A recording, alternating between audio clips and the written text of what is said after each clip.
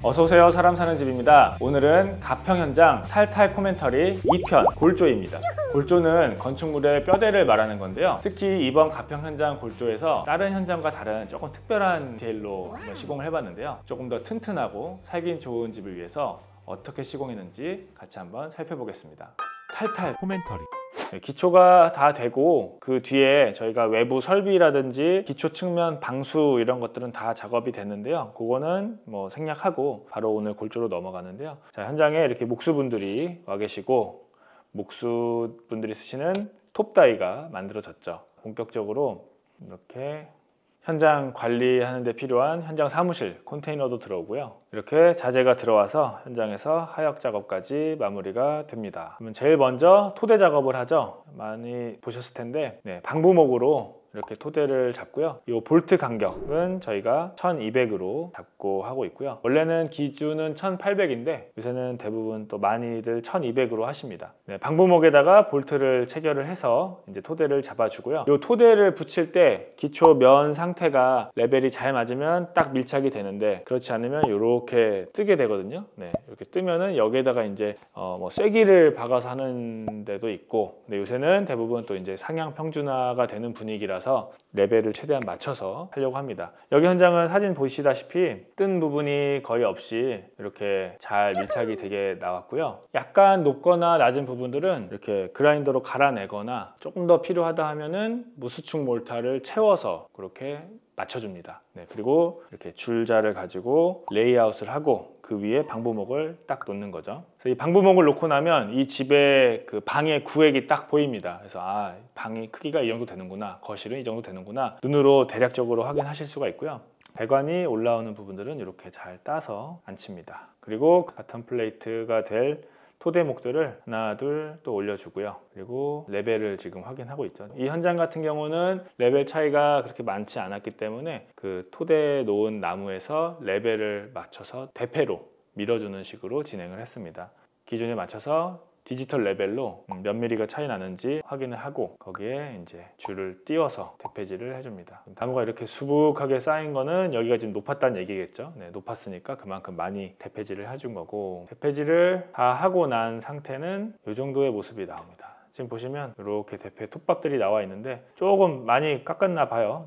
여기는 레벨 차이가 조금 있었던 것 같은데 그래도 30mm 이내였고, 지금 한 장에서 절반 정도 더 이상으로 남은 거 봐서는 한 10mm 이내였던 걸로 기억합니다. 그래서 대패 다 정리해주고 이제 골조를 세우는데요. 이 집의 골조의 특징을 짧게 요약해서 말씀드리면 효율을 최대한 끌어올린 집이라고 보시면 좋습니다. 제일 큰 특징은 스터드가 스태거월이라고 해서 지그재그로 서 있어요. 일반적으로 목조주택은 이 스터드랑 위아래 붙는 플레이트가 딱 사이즈가 똑같거든요. 근데 이 집은 보시는 것처럼 플레이트에 작은 얇은 나무가 이렇게 지그재그로 서 있습니다. 여기 보시면 2x8으로 저희가 플레이트를 놨고요. 그 2x8 사이로 2x4가 겹치게 배열이 되어 있는데요. 또 다른 면에서 보여드리면 여기도 보시면 바깥쪽에 2x4가 쭉 있고 또 안쪽에 이렇게 2x4가 들어가 있죠. 이제 개구부 주변 그리고 코너, 주요 힘이 많이 받는 자리는 2x8으로 하고요. 그냥 벽만 쭉 길게 나열이 되는 부분들은 이렇게 2x4로 지그재그 스태거 되게 설치를 해줍니다. 그래서 다 해놓은 모습을 보시면 여기도 안쪽에 이렇게 2x4가 있고 또 바깥쪽에 이렇게 여기 2x4들이 두 줄로 2열로 배열이 되어 있는 겁니다. 이제 좀 더 이해하시기 쉽게 모형으로 스케치업 도면으로 보여드릴게요. 자, 지금 보시는 게 벽체 모형인데요. 첫 번째, 이게 2x8으로 만든 일반적인 스터드 벽입니다. 가평 지역은 중부 1지역이라서 그 단열 두께가 2x6만으로는 안 돼요. 중부 2지역은 2x6로 되는데 1지역은 두께가 한 겹이 더 붙어야 됩니다. 그래서 2x8으로 한 번에 해버리시는 시공사들도 있고요. 또 2x6로 하고 그 바깥에다가 2x2 두께를 한 겹을 단열만 덧대는 시공사들도 있어요. 근데 보통은 저희는 항상 그 두 번째 방식 2x6로 벽을 짜고 단열재를 덧대는 방식으로 했었는데 이번에는 한 번도 안 해봤던 또 이제 새로운 방식인 이 스태거월 2x4를 이렇게 엇갈리게 놓는 방식으로 해봤습니다. 자, 첫 번째 2x8고요. 보시면 그냥 제일 심플합니다. 2x8으로 벽을 딱 이 탑, 바텀 플레이트에 맞게 짜는 거고, 요 스터드 간격은 16인치 406.4mm인데요. 406mm 간격으로 스터드가 놓이는 제일 심플한 방식입니다. 그리고 저희가 주로 했던 방식은 2x6, 여기 보시면 나무의 두께는 140mm, 2x6고 스터드 간 간격은 406mm, 16인치 센터로 하고요. 그 표준 벽에다가 이렇게 2x2 상을 잡아서 단열재만 한 겹 더 되는 방식으로 많이 했었습니다. 이 방식으로 해도 좋은데 이번에는 조금 더 새로운 시도를 해보고자 해서 이렇게 보시는 바와 같이 185mm 2x8 벽에다가 89mm짜리 2x4를 이렇게 서로 엇갈리게 놓습니다. 엇갈리게 놓는 간격은 같은 면에 있는 것끼리는 609.6mm, 610mm 간격으로 넣고요. 24인치 간격이죠. 그리고 엇갈리는 간격은 12인치, 그러니까 1피트 간격으로 놓게 됩니다. 이 세 가지 방식인데요. 자, 장단점을 설명해 드릴게요. 첫 번째, 스태거월 방식으로 할 경우에는 나무 사용량이 제일 적게 들어가요. 목재값이 지금은 조금 안정이 돼서 뭐 크게 상관은 없는데, 코로나 이후에 그 공급망 이슈 때문에 목재값이 막 2배 가까이 뛴 적이 있었거든요. 그럴 때는 이 목재의 골조 비용만 해도 굉장히 금액 차이가 많이 생기게 됩니다. 이렇게 하시면 목재의 양이 줄어들어서 비용적으로 가장 큰 혜택을 보실 수가 있고요. 목재가 그만큼 줄어들면 그러면 건물의 구조적으로 안정성이 떨어지는 거 아닌가, 이런 생각이 드실 수가 있는데, 이 방식으로 해도 그 하중이라든지 뭐 전단력이라든지 건물의 구조적 안정성에서 아무런 그 문제가 되지 않습니다. 옛날 집들이나 옛날 북미 주택, 그리고 뭐 지금도 호주 쪽 집들은 2x4 이 40mm에 90mm 각재로 대부분 집을 짓습니다. 그렇게 해도 뭐 크게 문제가 되지 않는 계산이 되기 때문에 그렇게 짓는데요. 거기에 이제 2x8으로 간다면 조금 과한 느낌이 있는 정도라고 보시면 되고요. 이 2x8 골조는 단열 두께를 맞추기 위해서 골조를 좀 희생한 느낌? 단열 두께를 맞추기 위해서 골조 비용을 좀 이렇게 낭비가 되는 그런 느낌이 있어요. 그런데 이 C 경우는 2x6 표준적인 벽체를 하고 이제 얇은 단열을 위한 그 각상을 되기 때문에 나무 목재적으로는 되게 효율적으로 잘 사용이 되는 형태예요. 근데 다만 얘는 이 단열재를 다 새로 하나씩 붙여줘야 되기 때문에 인건비가 조금 더 올라갑니다. 그런데 오늘 저희가 보여드리는 이 B 방식, 가평 현장에 적용된 이 스태거월 방식은 나무 사용량이 굉장히 줄어들어서 비용적으로도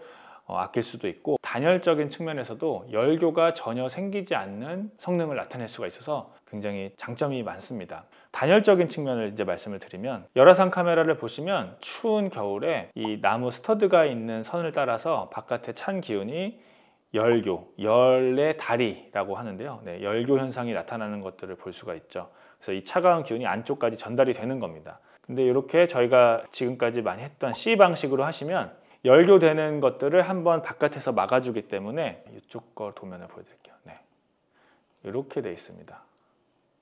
안쪽에 단열재가 세로로 들어가 있고 바깥쪽에는 단열재가 가로로 들어가 있어서 열교가 선에서 일어나지 않고 요 점들, 가로 나무와 세로 나무가 만나는 요 점들에서만 열교가 일어나게 돼요. 그래서 이 선으로 나타나는 열교보다 훨씬 더 적은 양으로 열교를 최소화할 수 있다는 장점이 있어서 이 방식으로 많이들 하십니다. 그런데 오늘 저희가 보여드리는 이 방식은 열교가 없습니다. 어떻게 없냐? 위에서 보여드리면 이렇게 되어 있기 때문에 외부에서 만난 스터드가 안쪽 벽까지 전달되지가 않아요. 중간에 단열재로 끊깁니다. 옆에서 안쪽에서 봤을 때 이 주황색 스터드들이 열교가 생기는 스터드들인데, 중간에 이 부분은 단열재로 채워지기 때문에 안쪽에서 보여드릴게요.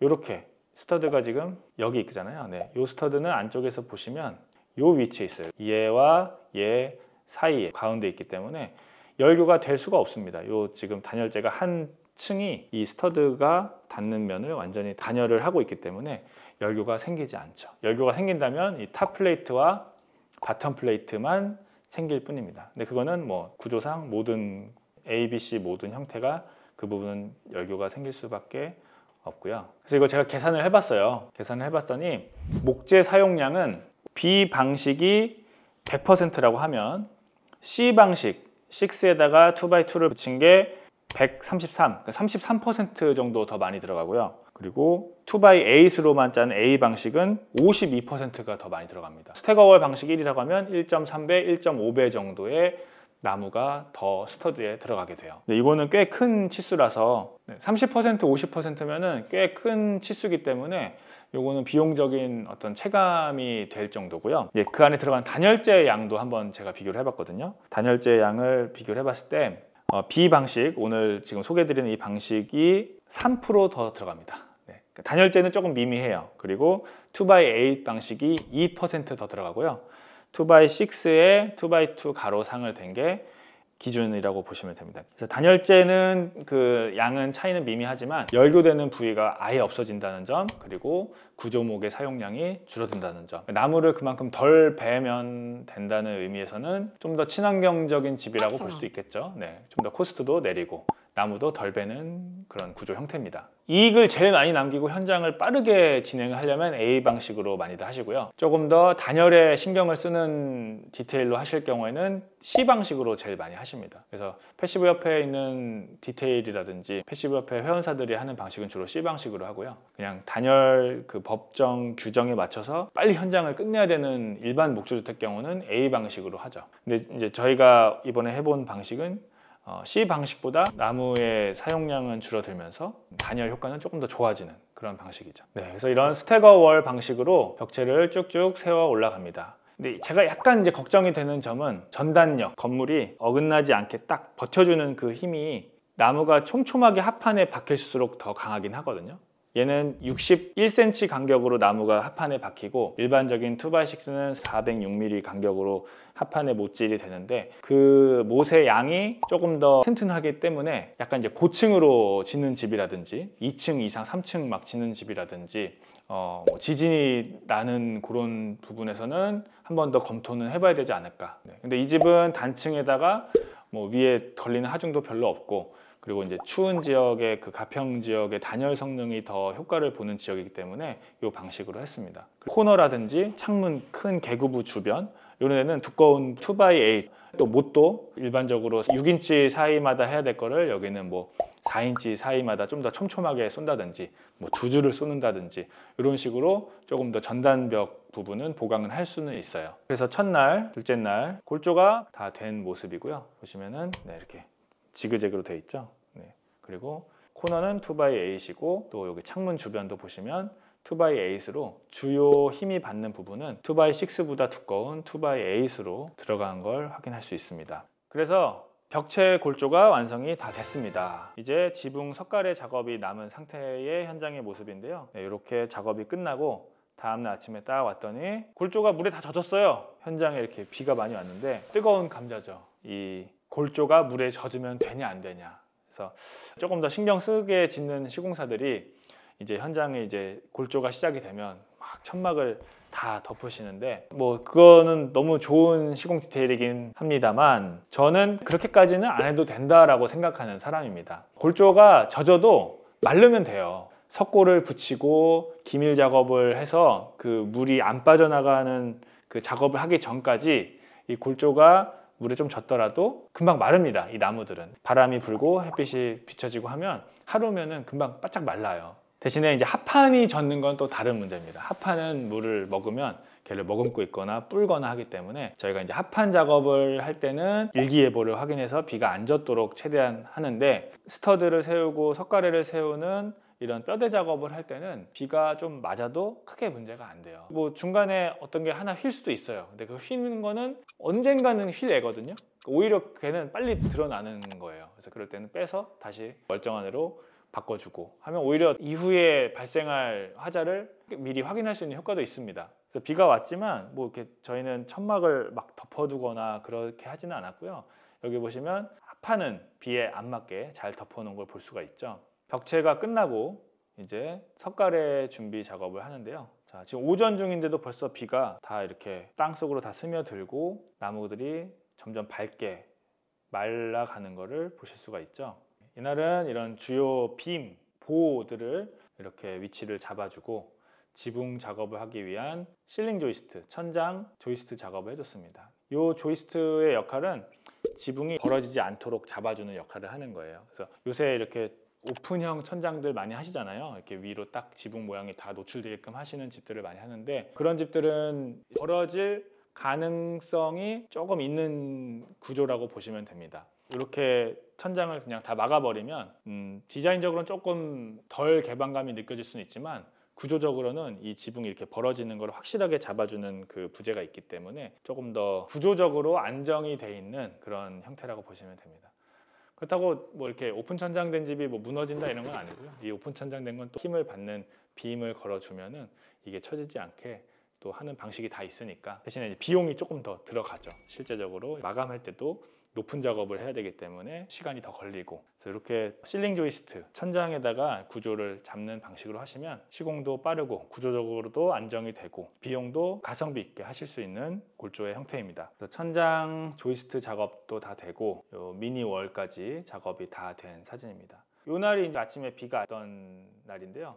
지금 보시면은 물론 이제 함수율 측정기를 꽂아봐야 정확하게 알긴 하지만 나무의 색깔만 봐도 어느 정도의 나무가 건조된 상태를 알 수가 있거든요. 네, 지금도 보시면 굉장히 밝은 색 나무 색깔이 잘 건조가 된 거를 확인할 수가 있습니다. 문제가 될 애들은 비틀어지고, 또 비가 왔네요. 다음날 비가 많이 왔네. 이때 그 다음날도 아침에 또 이렇게 비가 와서 얘네들 나무들이 물을 많이 먹고 적응을 하고 있다고 보시면 됩니다. 네, 그리고 미리 재단해뒀던 석가래를 이렇게 올려주기 시작합니다. 용마루를 걸고 거기에 맞춰서 석가래를 하나씩 하나씩. 이날도 새벽에만 비가 좀 왔다가 오전 되면서는 또 비가 그쳐서 마르기 시작을 해요. 색깔이 조금 이제 달라진 게 보이죠. 네, 요거는 마른 나무, 요거는 물 먹고 햇빛 조금 받은 나무. 네, 시간이 지날수록 점점점 얘가 노랗게 변해갑니다. 근데 구조적으로 아무 문제가 되지 않습니다.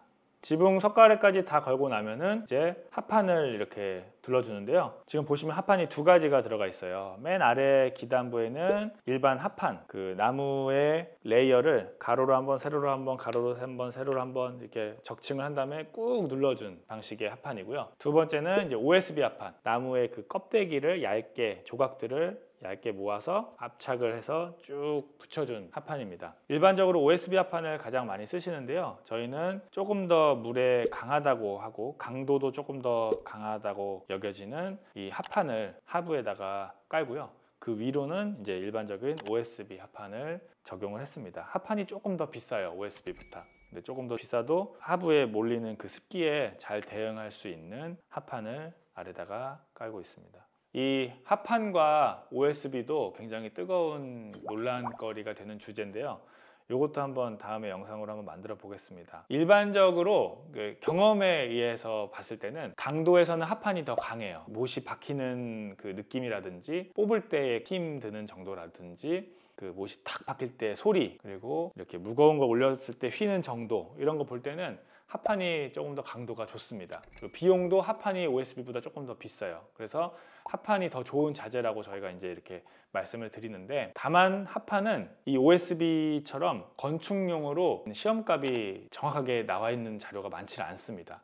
이제 OSB 합판 같은 경우는 APA라는 미국 목자재 협회에서 강도라든지 못을 박았을 때 이게 옆으로 힘이 갈 때 못이 빠지는 그 힘이라든지 이런 구체적인 실험들을 다 해서 데이터가 나와 있고, 그 데이터에 맞춰서 기준에 적합하는 합판에는 그걸 생산하는 공장에는 자기네 APA라는 도장을 꽝 찍어서 이제 납품을 할 수 있게 해줘요. 근데 우리나라에서 유통되고 있는 이 일반 합판, 나무 결을 가로로 세로로 가로로 세로로 이렇게 적층한 이 합판에는 시험값이 있는 제품이 없습니다. 그래서 정확하게 이런 시험값들이 필요하신 뭐 기술사라든지 건축사 분들은 이 합판을 좀 아직 준비가 덜 됐다 이렇게 말씀을 하시는 분도 계시지만, 현장에서 저희가 이제 손과 이 직감적으로 경험하는 느낌으로는 강도는 훨씬 좋거든요. 그래서 빨리 이 합판도 구조적인 어떤 그런 실험값들이 나와서 구조적인 부재로 사용해도 좋다라는 기준들이 생겼으면 좋겠습니다. 마루를 만드는 그 동화 기업에서 구조용 합판을 만들었어요. 네, 그래서 작년부터 이제 출시를 해가지고 아시는 분들이 많지는 않은데, 그래서 그 합판은 국내에서 생산되는 합판 중에 이렇게 구조로 쓸 수 있도록 실험값이 나와 있는 합판입니다. 근데 이 당시에는 그런 합판이 없었기 때문에 일반적으로 저희가 사용하는 이 합판을 사용했고요. 지붕에도 지붕이 받는 힘이라든지 이 전단력에서 조금 더 강화를 하기 위해서 지붕과 건물의 하부에는 저희가 합판을 사용을 했습니다. 너무 멋있지 않아요? 이 하늘과 이 산과 집이 너무 아주 골조까지 멋지게 어우러지는 사진입니다. 그리고 이 골조에서 또 이제 눈여겨봐야 될 부분이 이 지붕. 네, 이 지붕 끝에 리치 벤트를 넣어서 이 처마에서 들어온 공기가 안에 있는 습기를 딱 다 머금고 지붕 위로 빠져나가게끔 해주는 이동 통로 구멍입니다. 그래서 이 구멍도 확보를 해두는 것도 확인하고요. 이렇게 지붕이 다 되고 나면 이제 또 합판은 더 이상 젖으면 안 되기 때문에 바로 방수 시트를 이렇게 붙여줍니다. 네, 지금 붙여진 이 방수 시트는 자착식 방수 시트라고 해서 일반적으로 우리가 사용하는 그 하얀 천 같은 재질의 방수 시트보다 좀 더 접착력도 강하고 못이 혹시라도 이렇게 삐져나가더라도 그 못을 그냥 혼자 뚫고 나가는 게 아니라 그 못을 얘가 잡으면서 같이 내려가요. 그래서 혹시라도 뭔가 충격이나 이런 스크래치가 조금 있더라도 그것까지도 어느 정도 대응이 되는 좀 비싼 방수 시트라고 보시면 됩니다.